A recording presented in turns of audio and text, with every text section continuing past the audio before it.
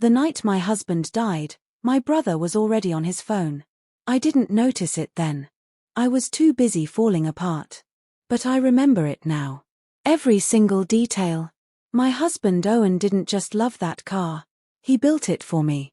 I didn't know that until he was already gone. And by the time I found out, my own family had already sold it. My name is Diane Mercer. I live in Columbus, Ohio. And the worst betrayal of my life didn't come from an enemy. It came from the people sitting at my Christmas dinner table. Smiling at me. Passing me the rolls. Asking if I wanted more pie. Owen was the kind of quiet man who showed love through actions. He never said much. But he never stopped doing. For years ago he came home with grease on his hands and a look on his face I hadn't seen before. Like a kid who found something magical. I bought something, he said. It was a 1968 Dodge Charger. Rusted through. Barely a shell. I thought he'd lost his mind. He just smiled. Wait. For 4 years, every Sunday was his. He'd wake up before me, make coffee, and disappear into the garage. Some mornings I'd bring him a second cup and just stand in the doorway watching. He never asked me to leave. He never asked me to help. He'd just look up, smile, and say, "Almost there." Our daughter Mia would sit on the garage steps doing homework. Our son Caleb would hand him tools he didn't ask for.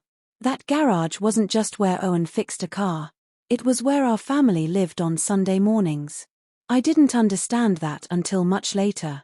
Much too late. 18 months after Owen finished restoring it. The diagnosis came. Pancreatic cancer. Stage 3. The doctor used words I had to Google afterward because my brain stopped processing language the moment I heard cancer. Owen sat very still in that office. Then he reached over and held my hand. "Don't cry yet," he said quietly. "Not yet." He fought for 14 months. He never complained. Not once. Even in the worst weeks, when he couldn't eat, couldn't sleep, could barely speak. He would ask about the kids first. Always the kids. Always me. Never himself. He passed on a Tuesday morning in March.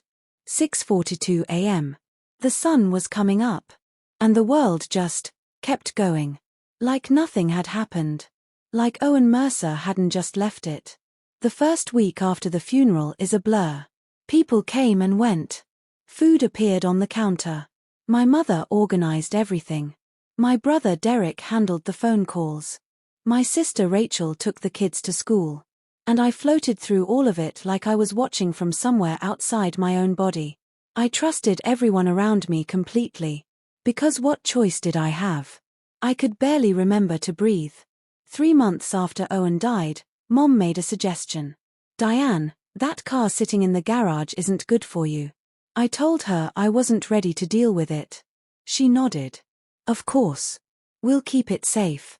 Derek offered to move it to their property. "More space out there. You won't have to look at it every day." I thought they were being kind. I said yes. I handed over the spare key. That decision would cost me more than I can put into words. 6 months later, Derek started talking differently. "Diane, that car is just collecting dust. Owen wouldn't want it rotting away. It's not healthy to hold on to things." Something about the way he said things made my stomach tighten. But I pushed the feeling down. Grief makes you doubt yourself. It makes you feel like your instincts are wrong. Mine weren't wrong. I just stopped listening to them. 3 weeks before Christmas, I drove to Mom's property to drop off gifts. I went around to the garage to check on the car. Habit. I always checked. The door was unlocked. I pushed it open. And I stood there. For a long time. The charger was gone. Not moved. Not covered. Gone. The oil mat was still on the floor. The empty shelves where Owen's parts used to sit. Tire tracks leading outside. My whole body went cold. I walked into the house. Mom was at the kitchen table. Derek was leaning against the counter. They both looked at me before I said a single word. Like they'd been waiting. "Where is Owen's car?" Derek shrugged. One shoulder. Casual. Like I'd asked where the remote was. "Sold it." 2 words. That's all. 2 words for 4 years of Owen's Sundays. 2 words for the last thing my husband built with his hands. 2 words for the car he promised would drive coast to coast when he retired. He never got to retire. I asked how. I asked who authorized it. I asked where the money went. Derek said, I handled the paperwork. I said, that car was in my name. He said, these things get complicated. Then Mom put her hand on my arm. Honey. It was time. It was time. She said it like Owen's memory had an expiration date. Like grief worked on a schedule she'd already approved. I almost didn't go to Christmas dinner. But Mom called 6 times. Diane, please. Don't do this to the family. To the family. Not to yourself. Not to your kids. To the family. So I went. Because even then, even knowing what I knew, I was still protecting people who weren't protecting me. Dinner was theater. Derek was too loud. Rachel changed the subject every time I went quiet. Mom kept touching my shoulder like she was checking if I was still there. Dad ate without speaking. And I sat at that table thinking, I know something is wrong. I just don't know how wrong yet. Then my 8-year-old nephew Tyler put down his fork. And in that perfectly innocent, perfectly devastating way that children have, he looked at me and said, Aunt Diane, is your car the one Uncle Derek said you'd never find out about? The entire table stopped breathing. Rachel grabbed Tyler's arm. Sweetie, eat your food. Tyler frowned. But Grandma said, Tyler. 1 word from Derek. Sharp. Tyler went quiet. But the damage was done. Because children don't invent conspiracies. They just repeat what they've heard. I looked at my mother. For 1 second, just one, I saw it. Not guilt exactly. Calculation. She was deciding what to say next. And that calculation told me everything I needed to know. How long? I asked. Nobody answered. How long were you planning to sell it? Derek set his glass down hard. Diane. Can we have one normal Christmas? Answer the question. Rachel sighed dramatically. This is exactly why we're worried about you. Worried about me, I repeated. My sister nodded. Slowly. Like she was talking to someone unstable. You've been struggling, Diane. We all see it. So you sold my husband's car to help me? She opened her mouth. Then closed it. Because even she couldn't make that sentence sound reasonable. Then Dad spoke. And what he said hit harder than anything Derek had done. That property costs money to maintain, Diane. I stared at him. You're charging me storage fees. He looked away. These things add up. These things add up. 4 years of Owen's work. 14 months of fighting cancer. 2 years of me grieving alone. These things add up. I felt something shift inside me right then. Not breaking. The opposite of breaking. 3 slow knocks at the front door. Nobody moved. Derek's jaw went tight. Mom whispered something to Dad I couldn't hear. I stood up and answered it myself. A man in his late 60s stood on the porch. Grey jacket. Careful eyes. A cardboard box in his arms. He looked at me and exhaled slowly. Like he'd been holding his breath for miles. Are you Diane Mercer? Yes. My name is Russell Holt. He paused. I bought your husband's car. I heard Derek's chair move behind me. Russell looked past me toward him. And his expression didn't change. Not even slightly. I already told you on the phone, Russell said quietly. I came to find her. Not to talk to you. Phone. Derek had called him. Before Christmas. He'd tried to stop this. Russell set the box on the counter. Owen's driving cap. His work gloves. A small stack of photographs. A USB drive. A dashcam memory card. And a storage key with a green tag. Unit 44. Russell looked at me carefully. 2 years ago, I met your husband at a car restoration show in Dayton. We talked for almost 2 hours. He paused. He told me about the car. About you. About his diagnosis. My throat closed. He said, if that car is ever sold without my wife knowing, I need you to find her. Russell reached into his jacket pocket. He gave me your address. Your phone number. And this. An envelope. Owen's handwriting on the front. The pen pressed hard into the paper, the way he always wrote when something mattered. For Diane. Open alone if you can. Derek stepped forward. This is a family matter. Sir. Russell didn't raise his voice. Didn't need to. Your brother-in-law trusted me with something important 2 years before he died. I kept that promise. I'd appreciate it if you'd sit back down. Derek sat down. I don't think he even realized he'd done it. I opened the envelope at the counter. 1 page. Owen's handwriting. Diane. If you're reading this, the car is gone and I was right to worry. I'm sorry I didn't tell you more while I still could. I kept things from you to protect you. I think that was the wrong choice. Don't be angry at yourself. That's who you are and it's one of the reasons I loved you. Start with the USB. Then the memory card. Then use the key. And find Margaret Chen. She has been holding everything for you. Everything. I love you. I never stopped. I pressed the letter against my chest. Closed my eyes. Breathed. Then I looked at my brother. And I plugged in the USB. 1 audio file. I pressed play. Owen's voice came through the laptop speakers. And I came completely undone. 2 years. I hadn't heard his voice in 2 years. He sounded tired. Thin. Recorded during chemo. But his words were steady. Diane. Hey. A long pause. I hate that you're hearing this. I really do. Mom was crying quietly at the table. I didn't look at her. I need to tell you something I should have told you a long time ago. Derek has borrowed money from us. A lot of money. Over the past 5 years, it adds up to $23,000. The table went completely silent. Your father co-signed 2 of those transfers. He told me Derek would pay it back. He believed that. I think he actually believed it. Dad closed his eyes. I said no the last time Derek asked. About 18 months before my diagnosis. He didn't handle it well. He said some things that concerned me. Owen paused. He said you'd never question anything the family told you.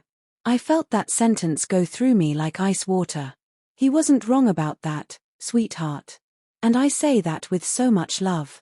You are the most trusting person I've ever known. But trust without proof is a liability when the wrong people know about it. Another pause.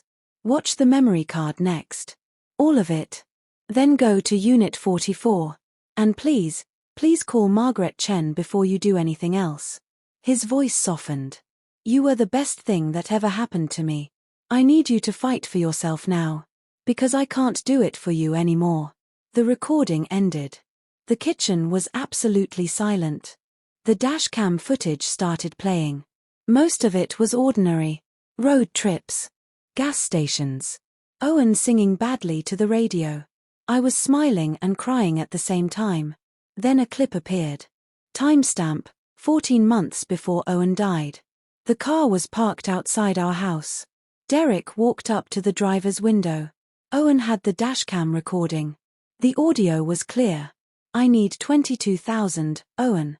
I'm serious this time. Owen's voice, calm. Derek, we've had this conversation. The answer is no. It's not that much. It's never that much. And then it is. Derek leaned against the door. Diane doesn't know about any of the other loans, does she? Silence. That's what I thought. Derek laughed. Low. Dismissive. She signs whatever's put in front of her. She always has. Even Mom says so. I looked at my mother. She was staring at the table. She didn't deny it. She couldn't. Because she had said it. And Owen had recorded it. Then came the twist that broke the entire room. The next clip. Different location. My driveway. 3 days after Owen's funeral. I recognized the date from the timestamp. I had been sedated that week. I could barely function. Derek walked to the car with a set of keys. He wasn't alone. My mother was with him. She stood at the end of the driveway. Watching. Not stopping him. Watching. Derek opened the driver's door. Took something from the glove compartment. Papers. He held them up toward Mom. She nodded. Then he drove away in Owen's car. 3 days after the funeral. While I was inside, medicated, grieving, alone. My mother watched him take it.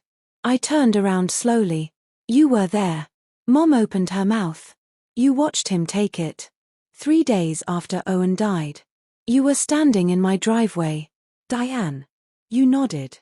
It's not. You nodded at him. On camera. While I was inside. The room was like glass. One wrong movement and everything would shatter. Rachel stood up. Diane, you need to. Sit down, Rachel. She sat down. Because something in my voice had changed.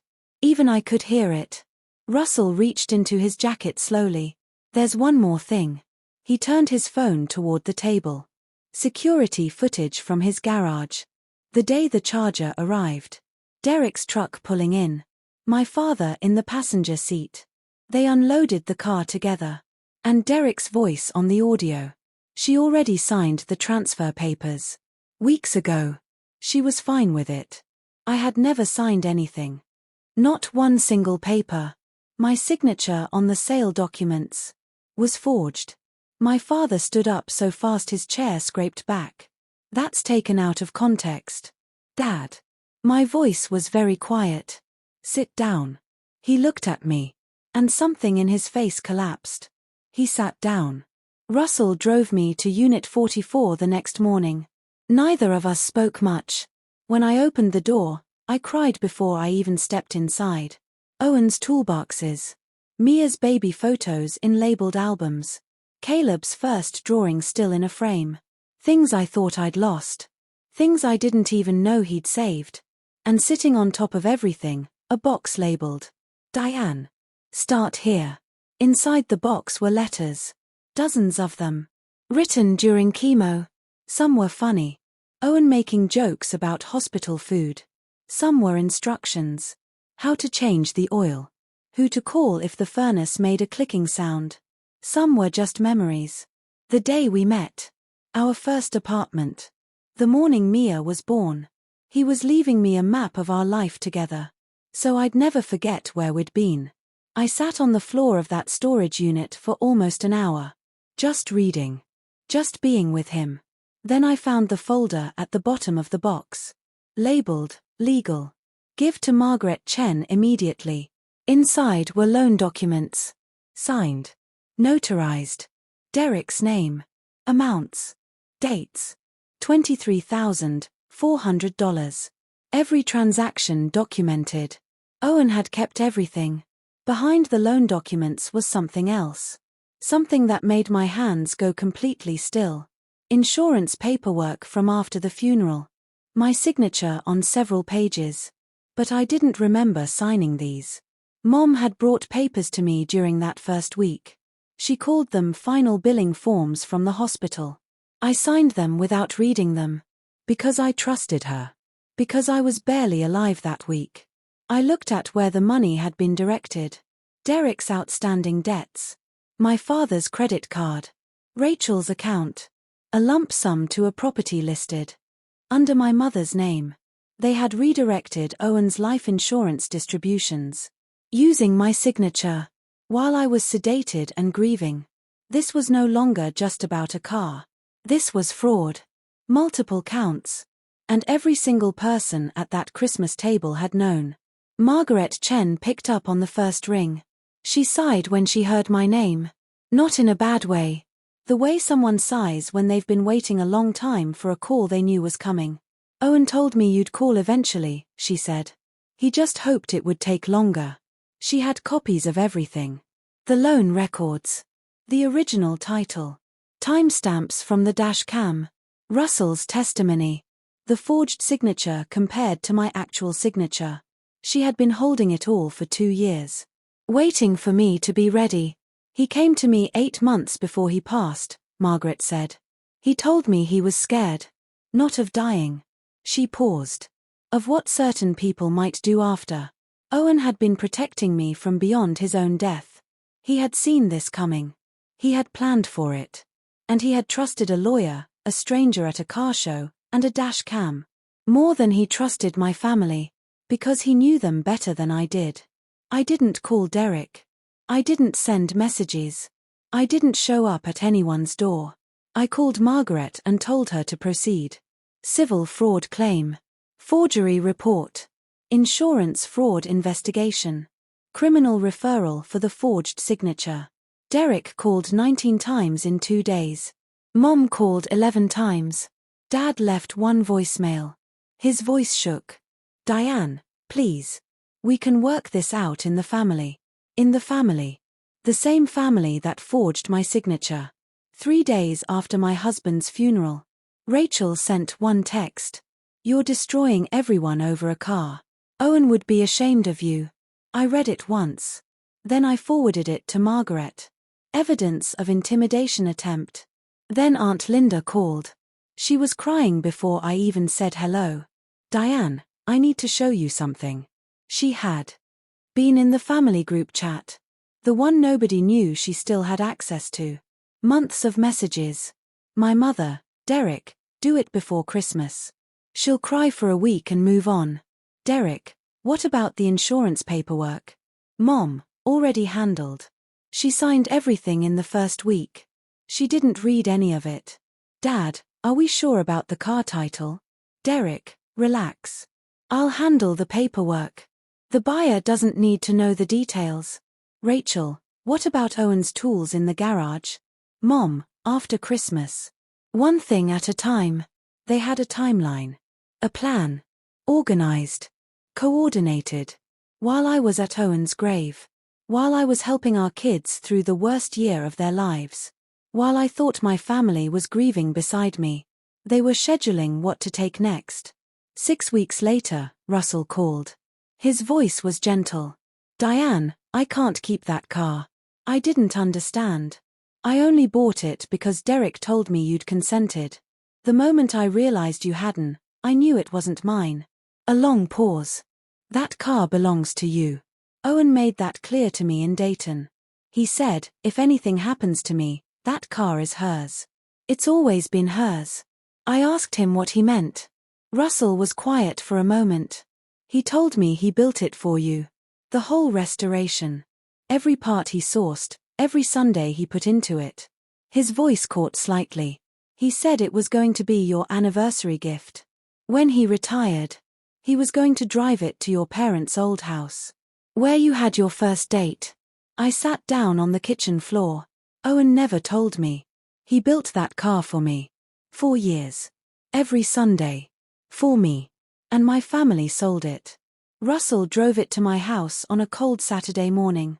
He didn't say much when he handed me the keys. Just held them out.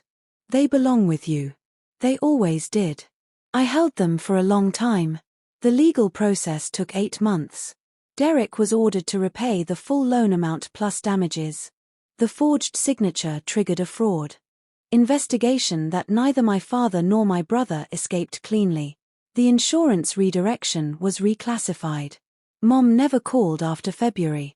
Rachel sent 1 more text in March that I didn't open. And Dad sent a letter. Handwritten.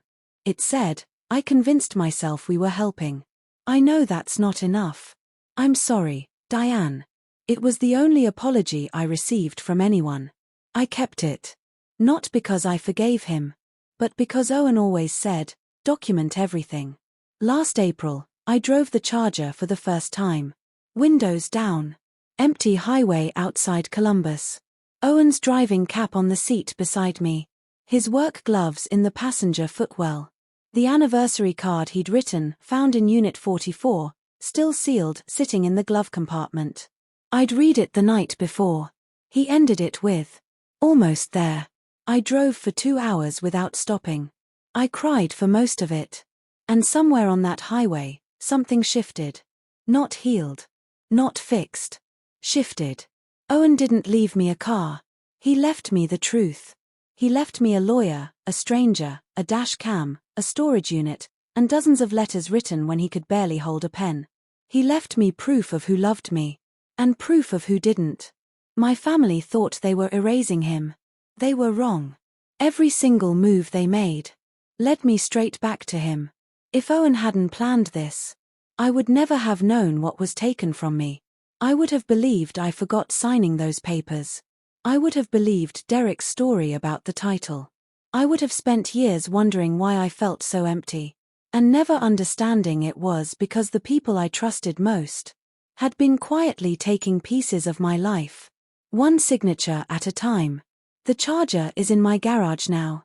Owen's checklist still taped to the dashboard. His air freshener still hanging from the mirror. And every Sunday morning, I bring my coffee out there, sit in the driver's seat, and feel, for just a little while, like it's still almost there. If this story hit you somewhere deep, leave a comment below. And if you've ever had someone protect you from beyond the worst moment of your life, you already know what I'm still learning. Some love doesn't end. It just changes form. Don't go anywhere. The next story is already waiting for you.